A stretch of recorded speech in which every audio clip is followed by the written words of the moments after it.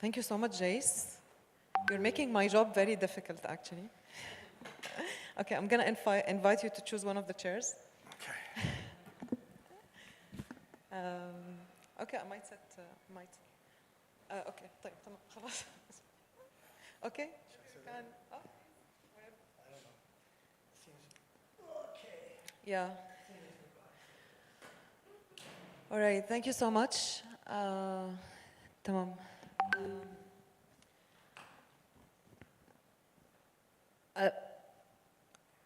Thank you so much for sharing all of these clips. I feel like one of the ideas that I was thinking about is, in the call for papers, we talked about ruptures and textures, and I feel like your presentation or these kind of clips that you shared, including text, images, videos, films, really kind of shows textures of catastrophe. And at some point when you were showing these kind of random photos you were taking in the streets, not necessarily, not surely where, if I recall that correctly, but from West Bank, for instance, showing that catastrophe could be the decaying infrastructure of a particular building, but then captioning all of these kind of conversations, including jokes from people. I feel like that was very intimate.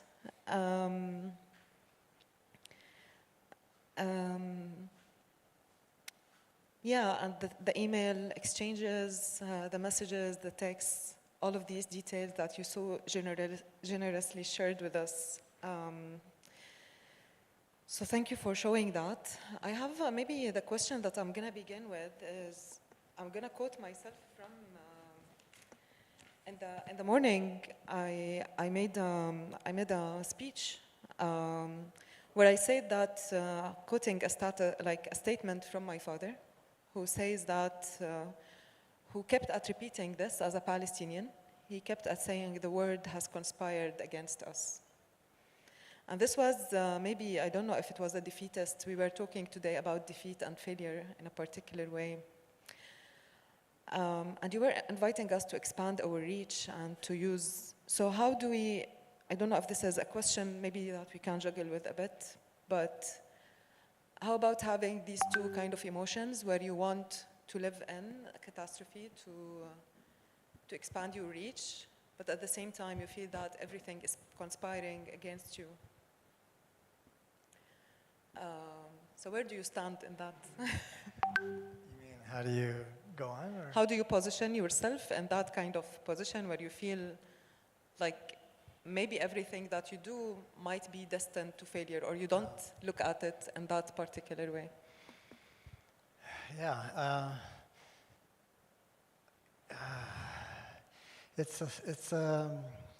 I always look at it relatively, because I say it's a struggle. If I say it's difficult, I just look elsewhere and then see how privileged I am to be able to, that I have a responsibility. Being in this position, it's a privileged position, and so I have responsibility to speak out. So if I'm finding things difficult, I mean, relatively it's nothing compared to people trying to find water, trying to find shelter, trying to find food. So I remind myself of that.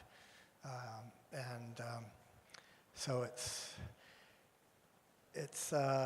yeah, and if it wasn't for nature providing sustenance, yeah, I couldn't continue. But with that, and knowing that there's people that every day more people that I feel responsible to, both the people that I'm meeting and engaging that are telling me stories that I'm witnesses to, so I'm carrying these stories with me, and my responsibility becomes greater. So I can't let up, and then I have responsibility to everybody back home that is supporting me, family and colleagues. So it's motivation to keep going. Yeah. Okay, and it's quite interesting for me that we began this presentation, not presentation, sorry, it's just like I feel it was more performance maybe in a way. We started it with other stories of displacement, and that's for Indigenous people, as I guess, in Canada. Was it like that? Yeah. So how do you see displacement as a condition probably opposed to other systems? I don't know, for instance, quoting you, one of the things you said,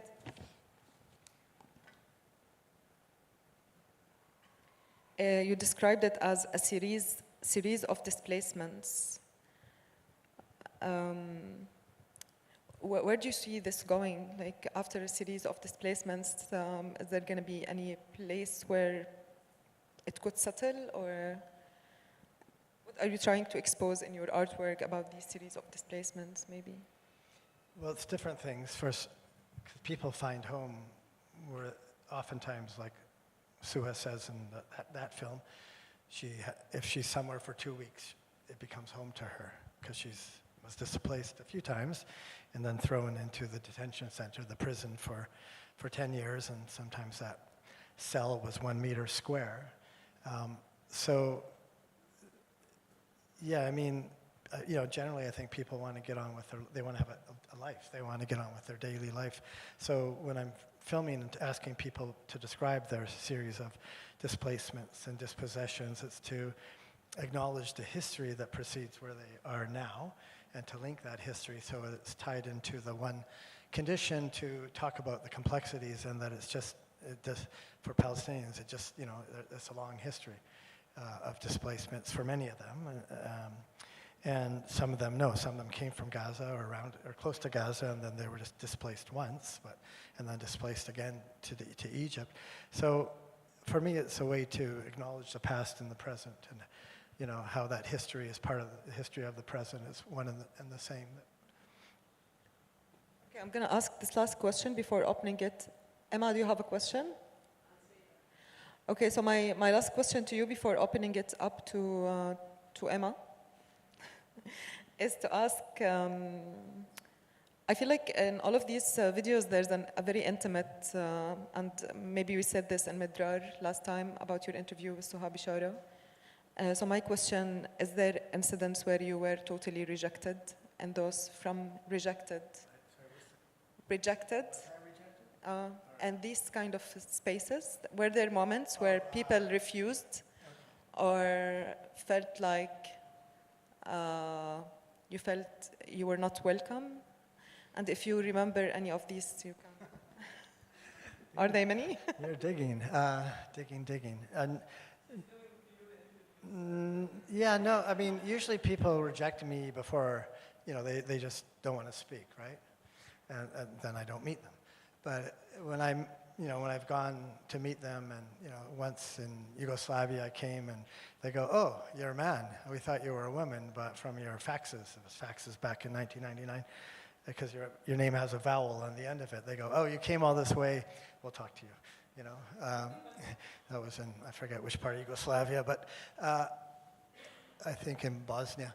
But then when you're meeting people and they've invited to your home and they know they're going to be filmed, they know that's why I'm there, is to record and be witness and have that material to use in my film. It's the first thing I ask, if I have permission to use it in their film, and nobody's rejected. They're very gracious. It's like they're upset if we have to rush off to another film shooting. Usually, I mean, I can't remember. The only time people might have got pissed off was because I had a very bad interpreter once in Lebanon, who lasted 1 day, and he thought his role was to make the people angry so that they would, have a really strong voice. And I said, no, that's not what we want. So I found somebody else, even though it was all in Arabic. I could tell that is what was happening. And yeah, so I mean, I rely on the people interpreting to know what it is I'm trying to do. So. Okay. Sorry to disappoint you. Not that much rejection. We're going to dinner like in the same place, so maybe. Maybe you can reject me. Okay. There was somebody actually that I was, part of that list you saw of like over 250 people. One of them, I was reaching out to people also to help connect me with Palestinians from Gaza, but also to find people that would assist me in translating. and I made the mistake of sending the questions, the notes, they're not questions, these notes, some of them that I was reading out, to somebody, and then she got very irate and thought they were very insensitive, and that she rejected them, my process completely, and said that it was exploitative and extractive, and that I was just out for self-aggrandizement, and she posted on Midrar was telling people not to come to that screening. Oh, Yeah. because your notes because your notes were disclosed to her in a particular way. To her, 'cause she wanted to be an assistant, so I thought, okay, here are my notes. I said they're not the questions, but we'll talk about these things I'm trying to, find out about. Okay. Thank you for sharing There you that. go. You get a rejection. Okay. Thank you for sharing that. Emma?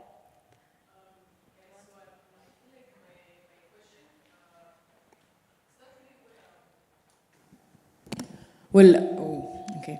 I think in what. Okay, so I think there are like different layers, and as Dr. Aya mentioned, I think it's very interesting how you worked with textures. And I also had the question revolved around the question of like intimacy, because I feel like in what you showed us, whether it's in the footages, for example, of the woman telling you like your questions or inappropriate, or in the way you're showing these moments, you still I feel like from what I interpreted, there is still this distance that I feel is also a distance that maybe you talked about it also, but even as you said, the distance of language, the distance of interpreters, and also the question of intimacies that go beyond. From the first footage that you showed, that you have the footage in Lebanon, you have the footage in Palestine. So I wanted to ask how you relate to this question of intimacy, and do you link it also to your position as a kind of, we could say, an outsider in a way, in different contexts, whether it's maybe like conditionally on different levels. And so how do you deal with this intimacy on the one side, on like what you show of others, also in the way you make edits. For example, I feel like there is maybe a rawness of like disparate footages of like mentioned usage of like scattered pieces. Would you say that this is also part of the process of dealing with the intimate in yourself and the other? And yeah, would you say that?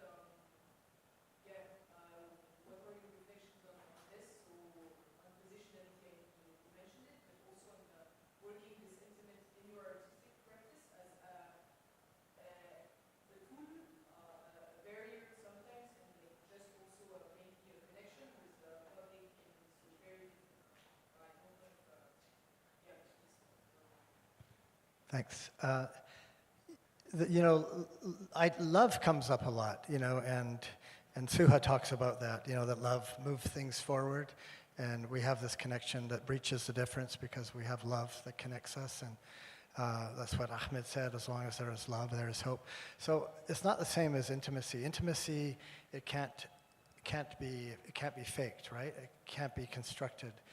It can be, it can happen, it can be enacted in a way, but you can't do it unilaterally. So as part of my so-called methodology, which I don't know if I even have one, because it's always fly by night by the seat of my pants trying to see what I can collect. I try, I film people for sometimes, usually at least an hour, sometimes an hour and a half. And most of the time it's the first time I've met them. So there's awkwardness at first, and then, especially because somebody else is asking the questions, but I'm sitting behind the camera, so I try to get people to talk to me, talk to the camera, talk to the audience, that, there's a relationship that develops in that moment, in that long moment, whether it's 45 minutes, 30 minutes, hour and a half.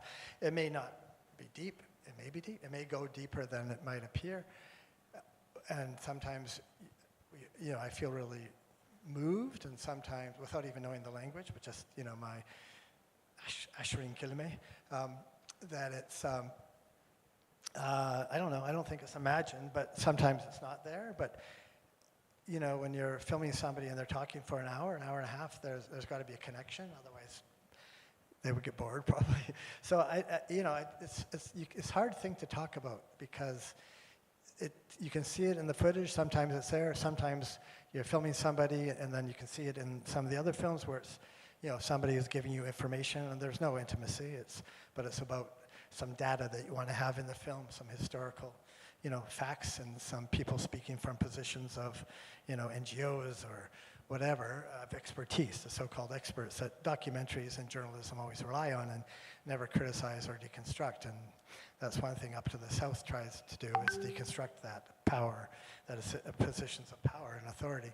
So that's the opposite. So I don't know exactly if I answered, if it was a question.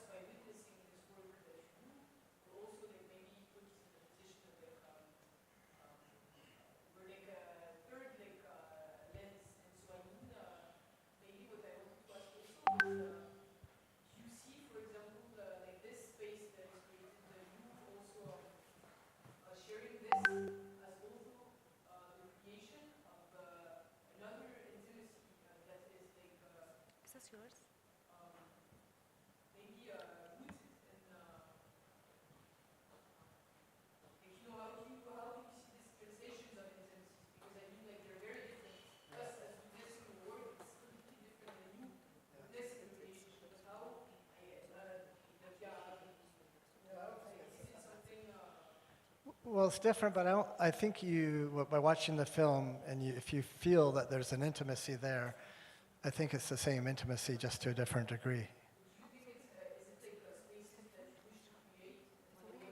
Yeah, sure. Yeah.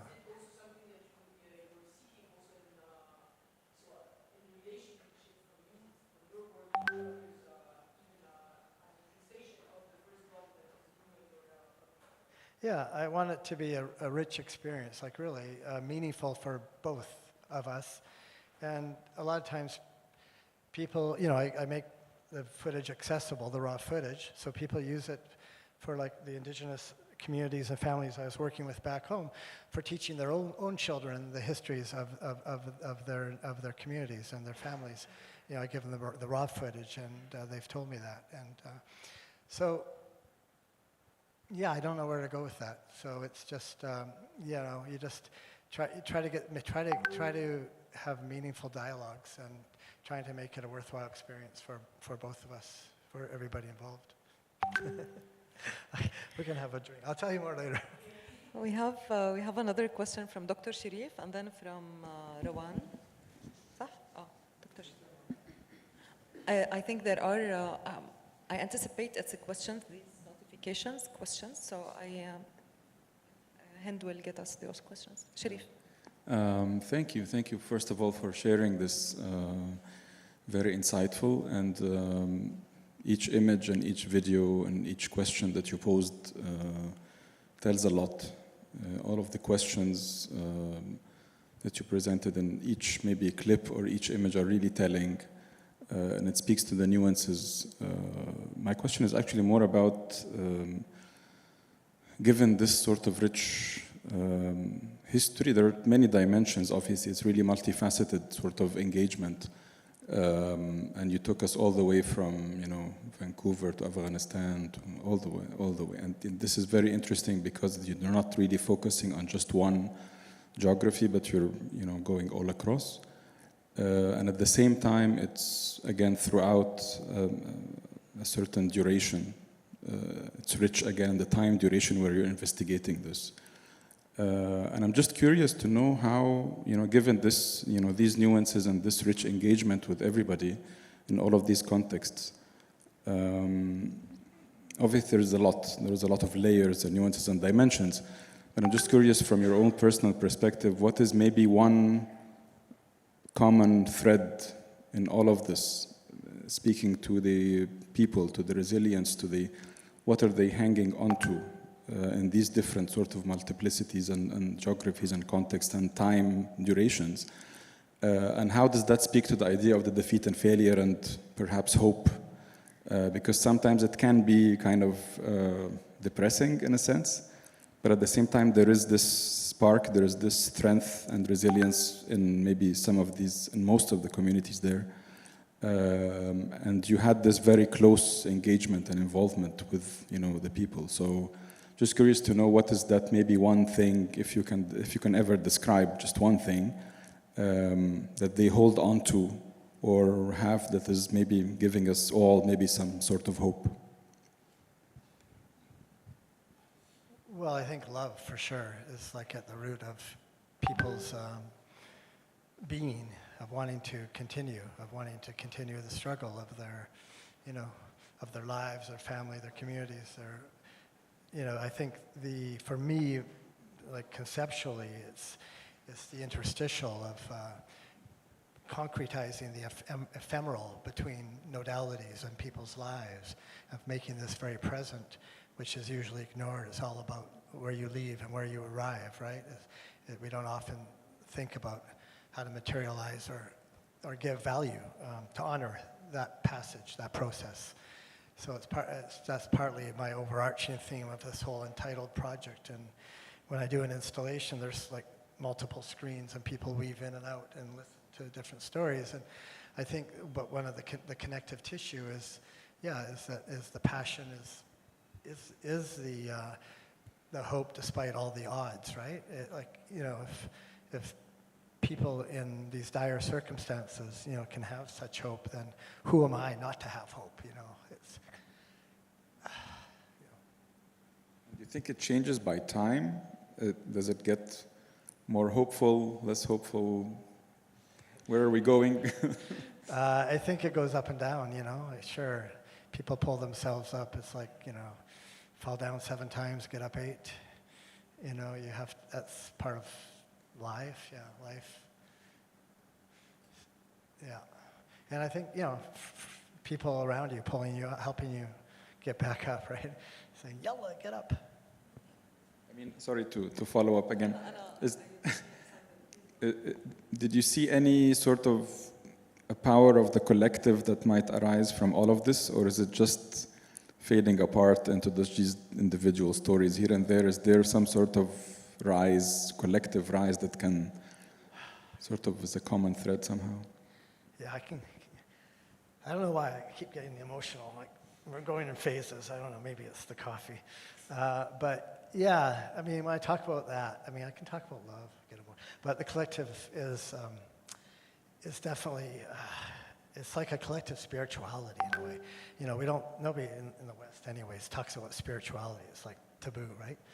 But I think it's important, like, because what holds you, you know, together, even when it's fragmented or broken or shattered, there's a soul of relationships, of you know, maybe floating out there, the bits and pieces get solidified somehow through community.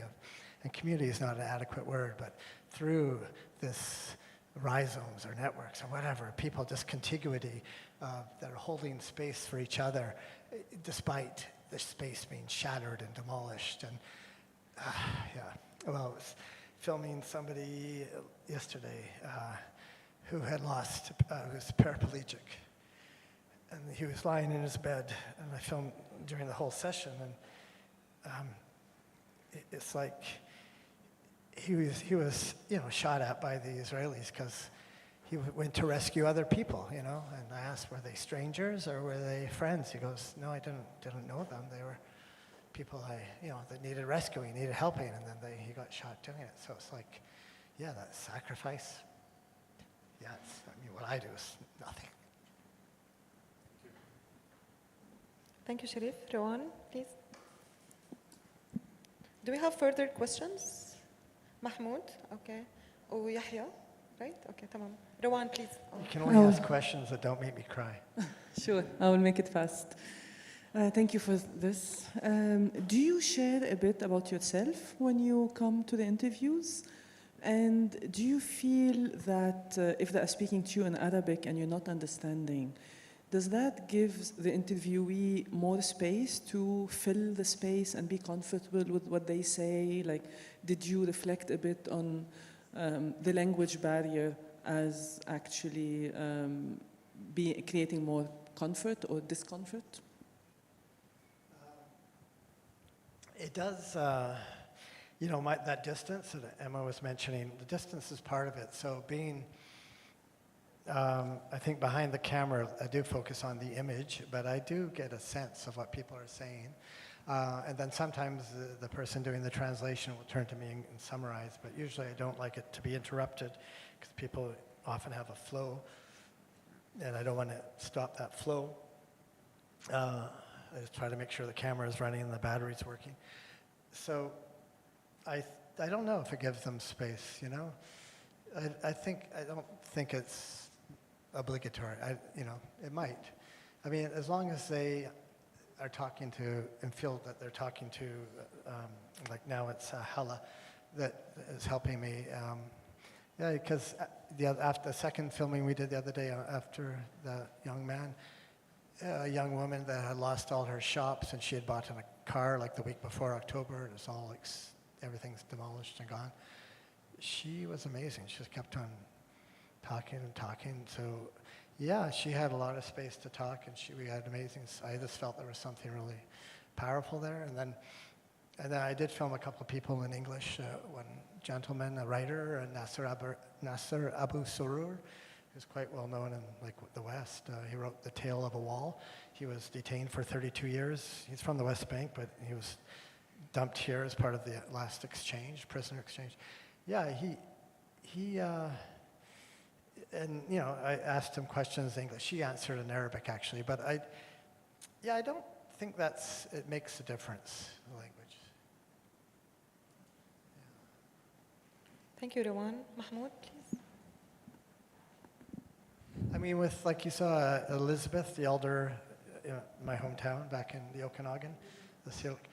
I mean, yeah, there I was able to just go, able to respond. So that was helpful. And then we got really close really fast when I first started filming her and her family. That's her daughter that was filmed in the first part of that clip. And we were walking out to a ceremonial site. It doesn't appear in the film, but a site to pay respects to the ancestors where they burned tobacco. And we had to cross private property, settler property, to get to this sacred site, this ancestral site, to burn tobacco, to say the prayers. And it was a rainy, stormy day, and then we lit the tobacco, and then they sung their song, the Okanagan song, a Silk song, and then the sky opened up and the sun came out, and they sort of just turned to me, go, yeah, that happens every time we sing that song. And then we're walking back across that private property back to get to the cars, and they go, this was like the second day I'd met them. They go, we all had a talk last night about, whether we should trust you, whether we should talk and share our stories and our knowledges with you. And I go, yeah, really? So what did you decide? And they said, yeah, we got a sense that, you grew up here and you're attached to this land, and that, you had a sense of the place. So it made a difference, I guess. Thank you so much for your work. I just had a question that's maybe a little oddly specific, but I think it follows up on the language barrier question, because I found there to be something very interesting about the translation of the interviews. Because I found that as an Arabic speaker, perhaps there was some nuance that was added to the English translation and some nuance that was taken out. So, since I think your work is probably viewed by many non-Arabic speakers, so the translation is a very essential part of that. How do you sort of navigate that? What do you prioritize? Yeah, I think the more languages the more entry points there are to the work. Like in the one introduction to the end of an argument film that we saw, the very short beginning segment.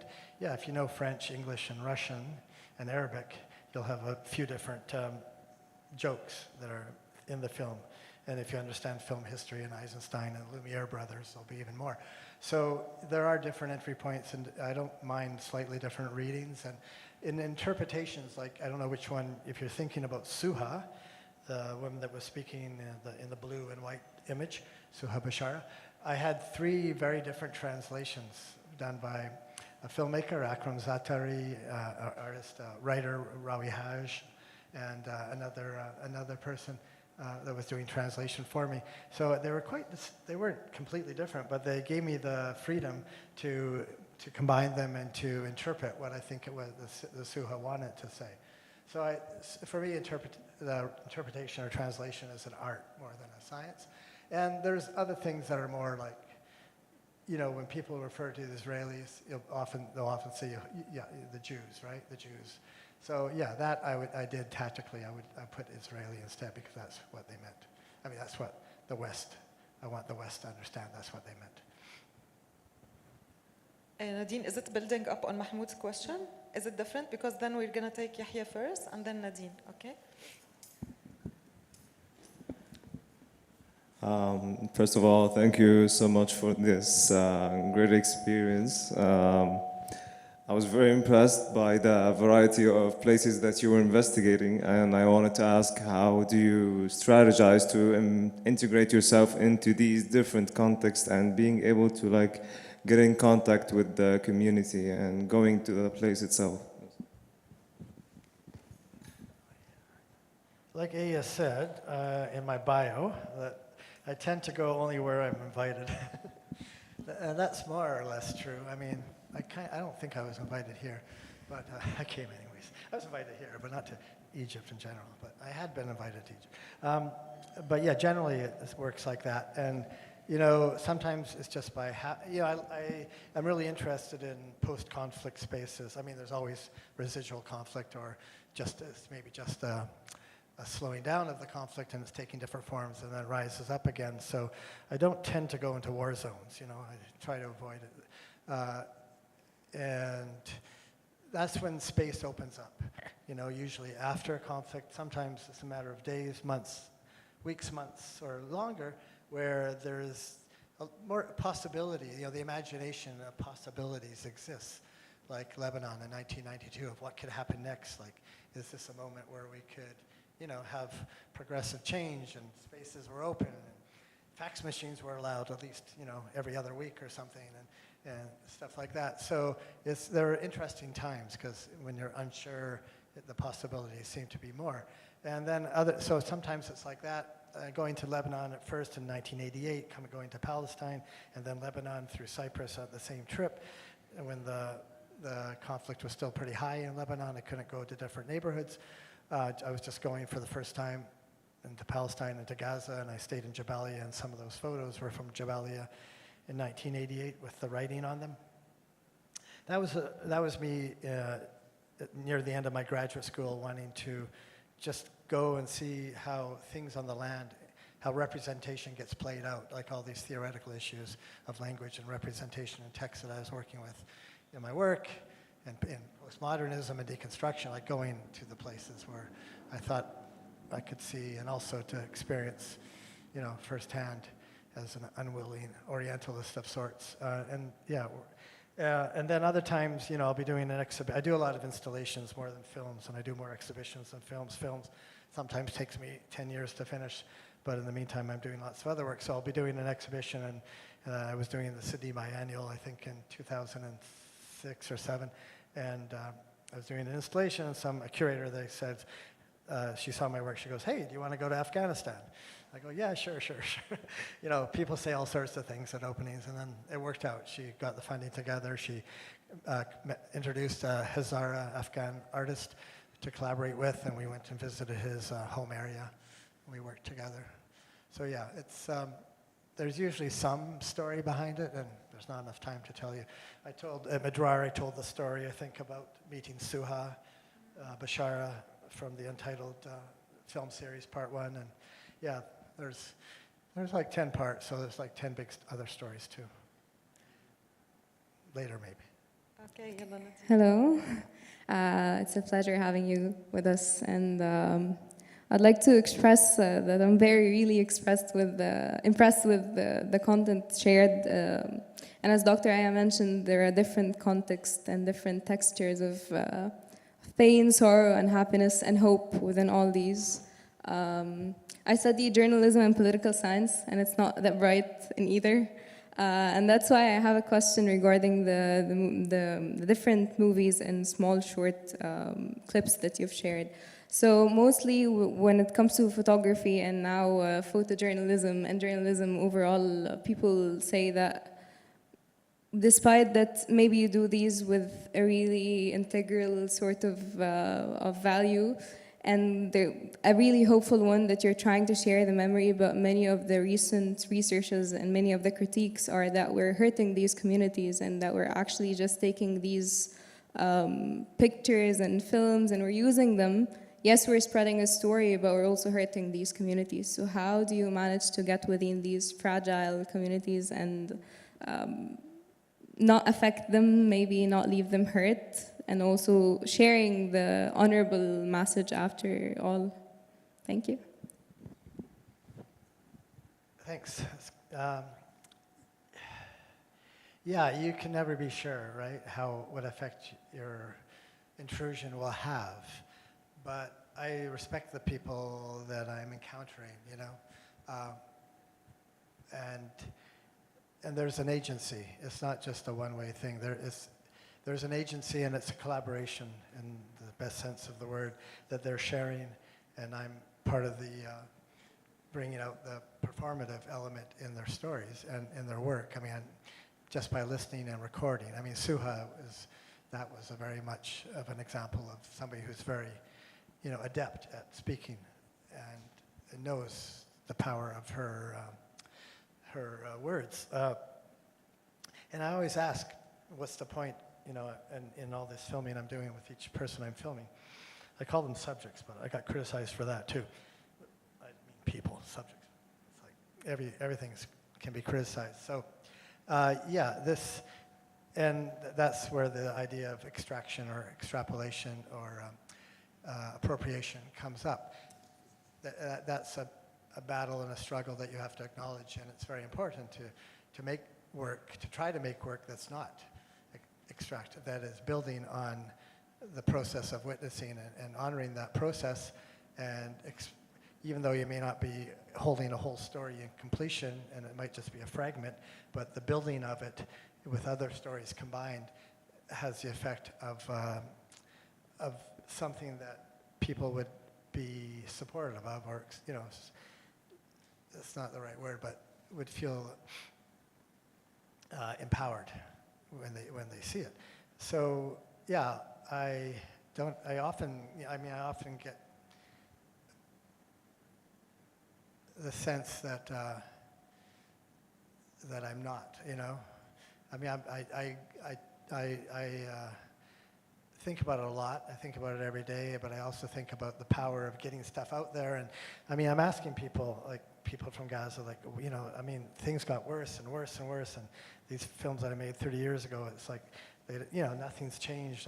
But they always say the people are with us. The people of these countries and their governments are doing such horrific things. I mean, not Israel, but in the West, in Europe and elsewhere. The people's awareness has changed, and it's a long process. But they do feel that their images getting out there have made a difference. You know, I don't know. There's no answer. I think there's something very sensitive, and I noticed this in the work. I think there's something very sensitive that does not aim to aestheticizing the scenery, and I feel like this is why it also feels that some of these pictures, with whatever they're exposing, they're also being taken with the humility, and I feel like. Also, the different temporalities, even in videos, it's like when the videos start and when I feel like these kind of short moments, I feel like, yeah, it's bringing really an aesthetic of how to understand a catastrophic condition. And this is not really to defend you, but to really this is to communicate how I really felt about these different captions from different moments. And I feel like this is really so interesting and so good. So thank you for sharing that with us. We're going to conclude on this note. Thank you so much, Jace. Thank you very much. Thank you all. Thank you. Thank you all for Thanks for sticking around. I know it's been a long day, but thank you. Appreciate it. And it's my first trip to Egypt, and it's an amazing country, city. I don't know if it's 200 years ahead or 200 years or 1,000 years behind, but it's either futuristic, going back and forth between, yeah.